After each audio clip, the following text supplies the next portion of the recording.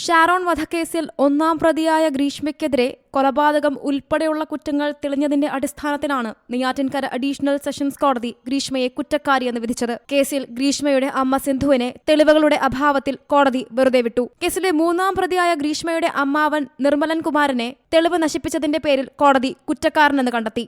ഇരുവർക്കുമുള്ള ശിക്ഷ നാളെ വിധിക്കും. പ്രതീക്ഷിച്ച വിധിയാണ് ഉണ്ടായതെന്ന് ഷാരോണിന്റെ സഹോദരൻ ഡോക്ടർ ഷിമോൻ പ്രതികരിച്ചു. ഞങ്ങൾ പ്രതീക്ഷിച്ച പോലെ തന്നെയാണ്. അപ്പോൾ അവർക്കിപ്പോൾ 4 സെക്ഷൻസ് ചുമത്തിയിട്ടാണ് വിധി വന്നിട്ടുള്ളത്.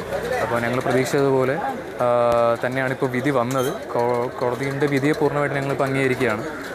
കൂടാതെ ശിക്ഷ നാളെ വരുന്നതാണ്. അപ്പോൾ ശിക്ഷയും പരമാവധി ശിക്ഷ കിട്ടുമെന്ന് തന്നെയാണ് ഞങ്ങളുടെ പ്രതീക്ഷ. അതേസമയം ഗ്രീഷ്മയുടെ അമ്മയെ വെറുതെ വിടരുതായിരുന്നുവെന്നും കേസിൽ അമ്മയും കുറ്റക്കാരിയാണെന്നുമായിരുന്നു ഷാരോണിന്റെ അമ്മയുടെ പ്രതികരണം. ഏറ്റവും വലിയ ശിക്ഷ പരമാവധി കൊടുക്കണം.